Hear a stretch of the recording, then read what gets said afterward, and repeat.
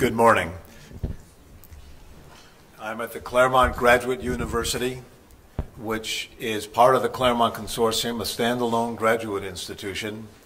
This is a school where we very much emphasize close work with graduate students, and also there's considerable amount of exciting research and scholarship at CGU. Just one example of that. When we changed from 1999 to 2000, there was much celebration around the world about the change in beginning of a new century.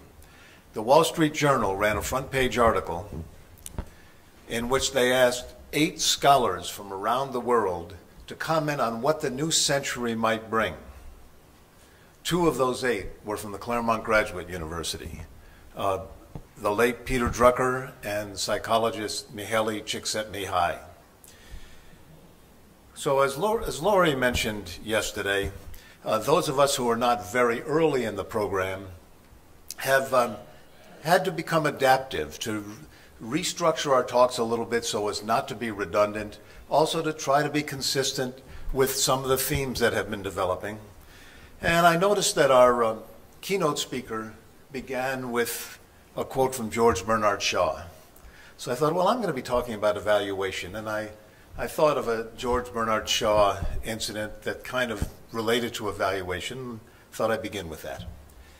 Shaw introduced a new play in London, and at the end of the play, he walked out on the stage, and there was thunderous, prolonged applause, a standing ovation for 5 minutes, and he kind of basked in it. Then the audience sat down, the applause ended, and the leading critic in London stood up by himself and shouted, "This play is total rubbish." And there was a shocked silence. And Shaw looked at the man and said, "You know, I quite agree with you, sir, but who are we two against all these people?"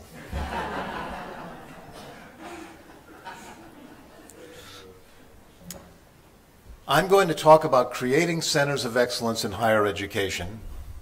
As I say, I've reshaped the talk a little bit from when I prepared the PowerPoints in light of topics that have already been covered extensively. Some of these examples I will give you, programs I will discuss, are programs that I evaluated, that I studied closely. I also was the lead planner for the launching of a new 4-year liberal arts college in Nevada, and I'll talk about that briefly. But I want to begin by saying that while our focus and my focus is on creating and sustaining organizational structures that exhibit excellence, ultimately student learning comes down to the interaction between an instructor and a student. And sometimes the concepts that we instructors are trying to present are difficult. And so I'd like to give one little example of that.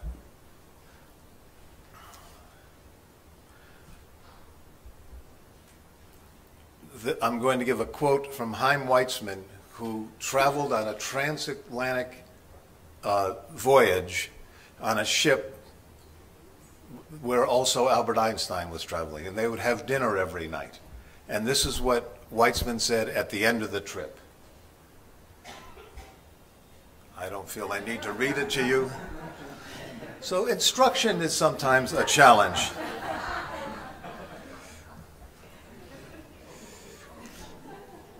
I'm going to talk about 2 extensive programs and one launching of a new college. And I've written a book about each of these experiences, and there are many lessons that I could choose from. But I'm just now going to highlight some of these points, and I'll return to them as I discuss the programs. This is all about capacity building. Collaboration turns out to be very important. Collaboration is a 21st century skill that is essential if you're going to create a center of excellence in higher education, and I'll return to that point. I will focus quite a bit on hidden talent perhaps our noble goal in higher education is to provide opportunities for talented people who, because of the circumstances into which they are born, have limited options at the moment. And part of that in the U.S. Is to provide people with second chances. I think strong points of our system. And I will emphasize throughout, I believe strongly that any new initiative should be evaluated rigorously. And I'll have some comments to make about that. Two of the programs that I studied and that I'll discuss had to do with the fact that in the United States,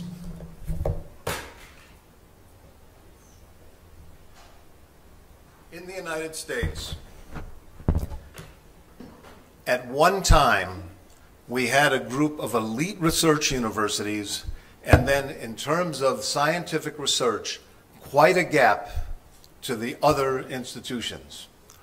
And there were massive federal programs launched to try to create additional centers of excellence.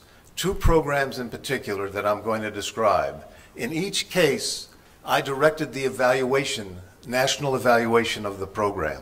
And I think there are lessons to be learned there. One might say, well, if there are, for example, 20 institutions that get the lion's share of research funding, that reflects peer review. We certainly want to have only the best researchers doing the best research. Nobody argues with that, but there were arguments in favor of additional centers of excellence. One of those was that we want to attract young people into research, and that therefore we needed thriving centers of research activity in each region of the country. And in one of these programs, it was focused on in each state.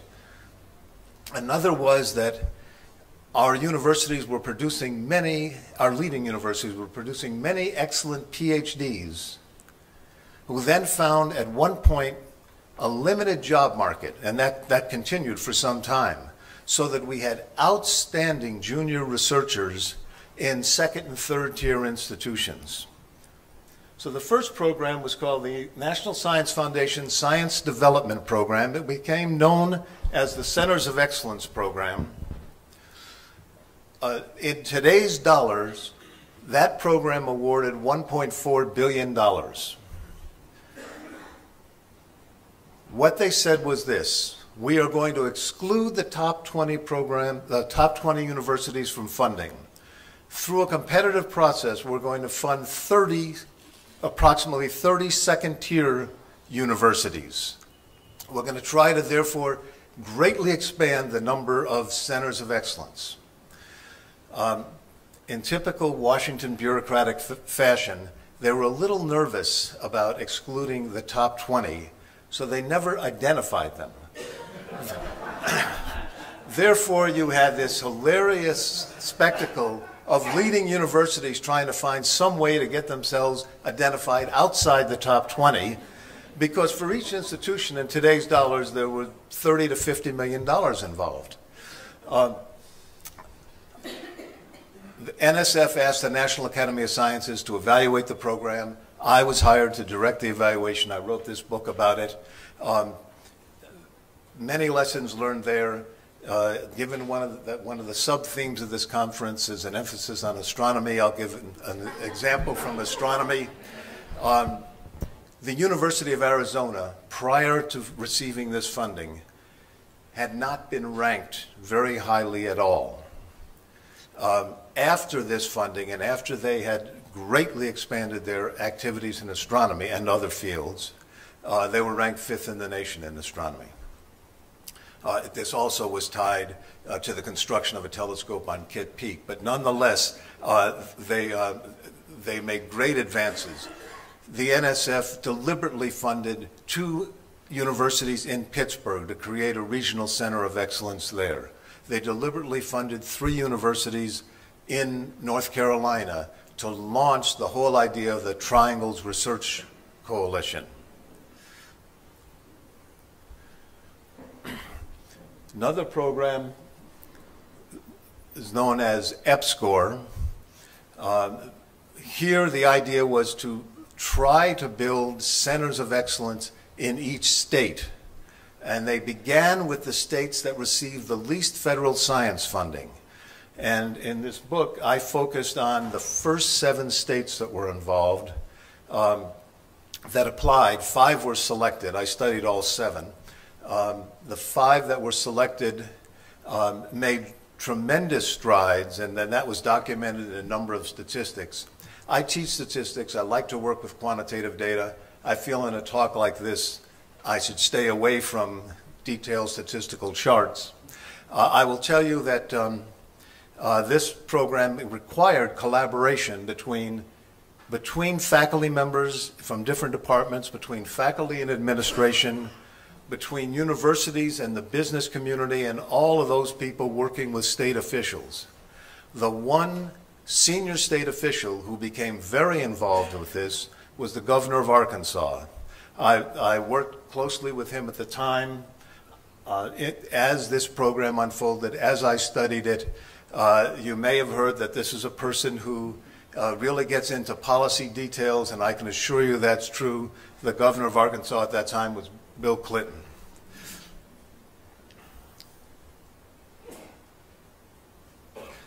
I was asked by the founding president of Nevada State College at Henderson to be the lead academic planner for that institution. And he said, I'll take care of raising the money, I'll take care of the politics, would you take care of all that academic stuff? And it was an exciting opportunity to build an institution from the beginning. I'm going to, in the interest of time, and skip over this. And I want to talk about some of the lessons that have been learned from these initiatives. One, when you are constructing a center of excellence in higher education, remember that this has to be an institutional effort. It's not a collection of all-stars.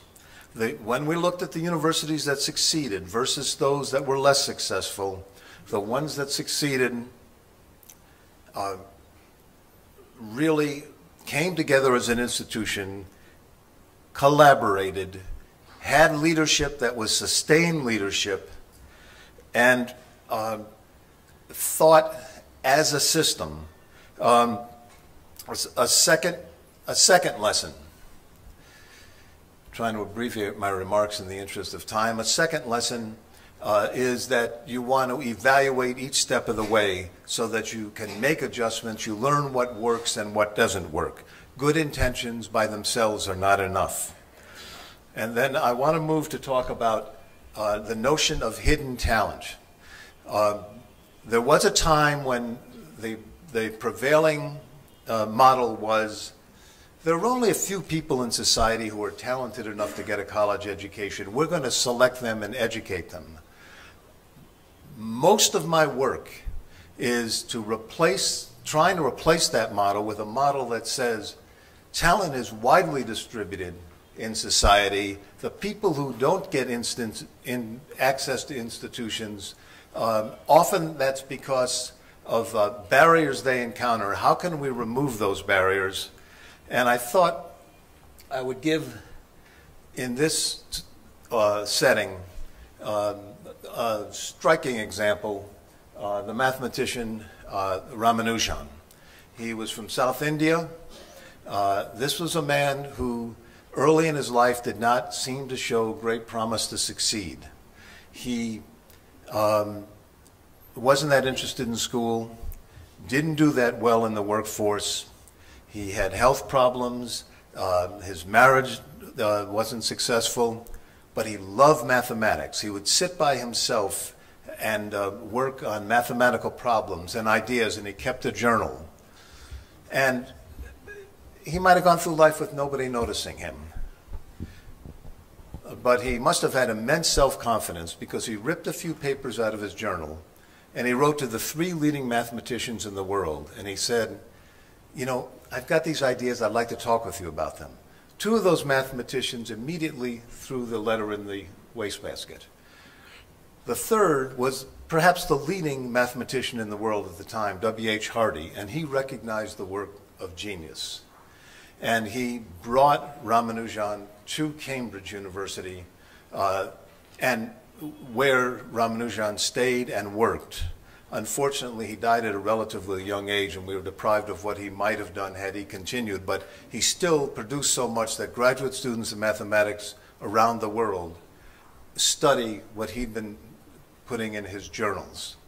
Granted, this is an example of a rare genius, but I just use it to illustrate that there is so much talent. People in neighborhoods near the universities where we work who may never go to college, who given the opportunity could. I've worked with a number of colleges and universities who are trying to reverse this trend, and I don't have time to go into all the details, but I will tell you that I've worked with a consortium of universities in Houston for a dozen years now. They set the goal in the first 5 years that they were going to try to double the number of underrepresented minority students who got bachelor's degrees in math and science, STEM, and they achieved it. And then I've worked with them, studied how they did this, why they did this, not why, how they accomplished this. I want to bring this back to the interaction between teacher and student. Much of my work is about STEM, science, technology, engineering, and mathematics. John von Neumann, one of the leading mathematicians of the late 20th century. Also, Paul Erdős. Von Neumann, among other things, developed game theory. Paul Erdős, the most published mathematician of the 20th century, to the point that mathematicians have an Erdős number. It's how many degrees of separation in co-authorship are you from Erdős. Here are three of the leading physicists of the latter half of the 20th century. Wigner won the Nobel Prize. Szilard developed the idea of chain reactions. The history of mathematics and physics in the late 20th century is quite a bit different now as a result of these five people than it would have been had they not done the work that we know them for. And they had one astonishing thing in common. They all had the same secondary school mathematics teacher. And this person was named Laszlo Ratz. I've been trying to learn everything I can about this person. I consider him one of the great teachers in the history of the world. I've been reading, I don't read Hungarian, but I have Hungarian friends. And because this all happened in Budapest. And I have been learning what he did. He was a very intense mentor and friend to the students. He posted problems on the door to the school, and everybody in the local community would compete to solve those problems. Then he thought, well, I can expand this. And he published a newsletter that went out throughout Budapest, and other people became involved in this, and the students became highly motivated. Eugene Wigner, Nobel Prize winner, was visited when he was in his late 70s by a journalist who was writing an article about his work and his life. And the journalist said to him, I don't know if you would remember, back in high school, you had a mathematics teacher named Laszlo Ratz. And Wigner said, remember him? And he pointed to a framed portrait on his office wall. He said, that's Laszlo Ratz. Ultimately, we can work on organizational structures, and that is good work. But it's what happens between the teacher and the student. And ultimately, there are so many potential, creative, contributing members of society who could only flourish if given a chance. And so I'm going to close with a poem. Many of you may know Thomas Gray's poem, Elegy in a Country Churchyard. And the whole point of it is he goes to a cemetery country churchyard in rural, poverty-stricken area of England. And he writes a poem about these people lived a hard life. Nobody ever heard of them. They never got a break. And yet that person could have been a Cromwell. That other person could have been a scientist. And this is just one portion of that poem.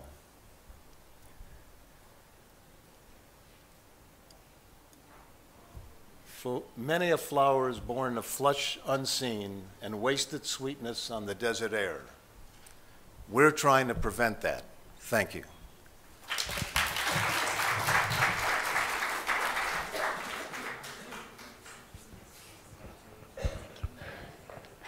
I want you to reflect or give us some of your experience on how the organizational structure actually influences what happens between the teacher and the student. Because I do believe there is a connection there. Absolutely, absolutely.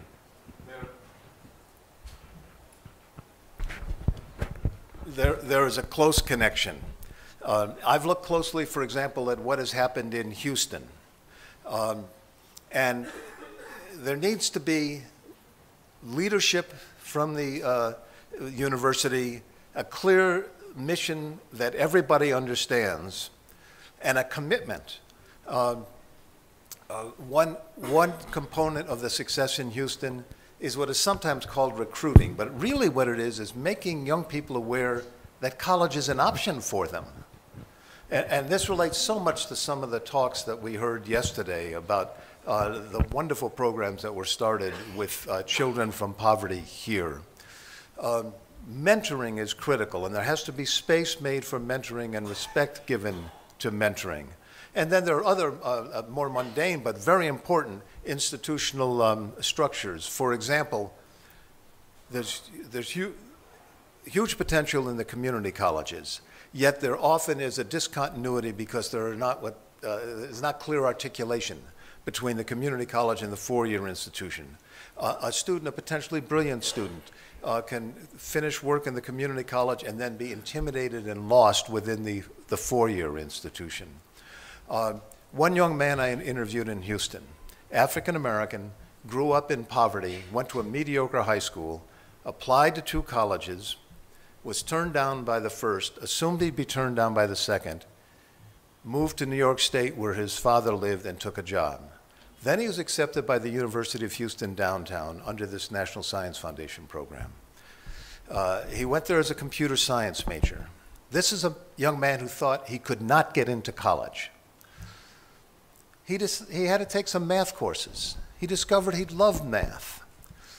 When I interviewed him, he was a senior. He had just won first place in a multi-state undergraduate mathematics competition. He had been offered a very high-paying job by the National Security Agency, which he had turned down because, quotes, "I don't believe in spies." Now he's doing graduate work in mathematics. And there are many other stories like that. I wish I had 3 hours. Thank you for that lovely, enlightening, and inspirational presentation. And I wouldn't like to spoil the effect of a wonderful quotation. Yes. But it's worth adding that William Empson, a poet and critic, remarked about this particular stanza, that flowers don't mind blushing unseen, and flowers actually would probably prefer to waste their sweetness on the desert air, whereas in the political economy of scarce human resources, we teachers can't afford to have that happen to our young charges, which we could well afford to have happen with flowers. Just a comment. You know, I cannot argue with you. Thank you. I had thought about ending with a quote from Yeats because that had been a theme in the conference as well. And then I decided I would look like too much of an Anglophile if I had a third quote that George Bernard Shaw. Hi there. Thank you. That was a very inspirational talk. I was just thinking through the title of your presentation, and certainly academia certainly depends upon a notion of excellence. Yes. Excellence of attainment, excellence of achievement. But I also wondered if there's also not a place for hubris and modesty in academia. and therefore the notion of building a center of excellence might not be in some way mendacious?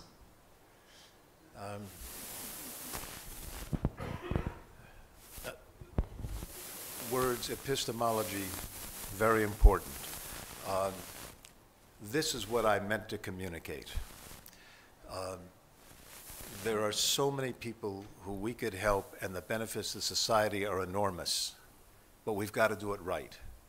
And there are higher education programs and institutions that don't do it right, and that fall down on the job. And so when I talked about excellence, I think about what kind of institution I would want my child to attend. I don't know if I quite captured what you were asking. I don't mean to be avoiding it, but I just mean that excellence in academia evolves historically and can come in many different forms.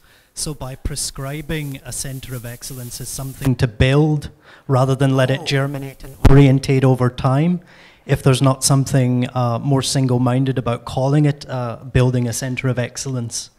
Well, first of all, excellence takes many forms. For example, I've always thought it absurd that faculty members do teaching and research, also service, but teaching and research, and both are noble causes, and yet faculty members are hired and promoted based only on research, essentially, talking shorthand at the moment, or based mainly on research, and institutions are evaluated based mainly on research.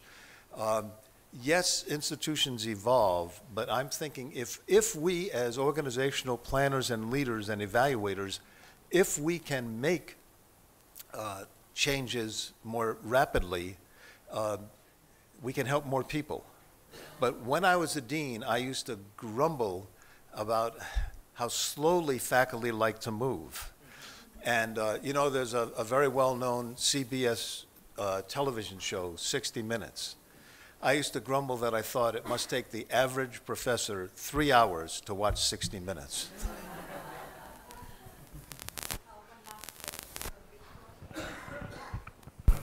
Yeah, thank you. My name is Smita. I'm sorry to have missed yesterday, but I have two thoughts in my mind as I listen to you. The first one is about this centers of excellence. I was part of a program in Switzerland where the Swiss government was giving precisely this kind of grant to Swiss universities. The National Science Foundation was giving a grant to Swiss universities to develop centers of excellence around the world. And as a person from India, I was one of the most vocal people to say that, you know, the attitude was that they are building excellence around the world. In India, in England, in Africa, in wherever, 19 countries that the project was, 40 countries it expanded to later. The idea was that, or the understanding was that the Swiss somehow are more perfectionist, more scientific, more everything than the average African and the Asian. And this was an idea that we challenged very strongly, this north-south bias. The other north-south bias that came in was in the money that was paid to researchers. So senior professors in these universities got paid much less and had much less facilities than the ones, yeah? So when in creating centers of excellence, I have seen very strong biases that I don't know whether in US you have collaborations with India which have similar biases. You know, you talked of within. I try to be very careful in how I frame what I said. I think it would be totally inappropriate and arrogant for an American speaker to come to India and say, this is how you should do things. I really try to talk about what seems to have worked in our country. And so one of the speakers yesterday, one of the early speakers said, a model, and I totally agree, a model from America will not automatically work in India. But I'm totally opposed, as you can hear from the thrust of my remarks, to that kind of north-south bias or other kinds of unfounded biases like that. Thank you.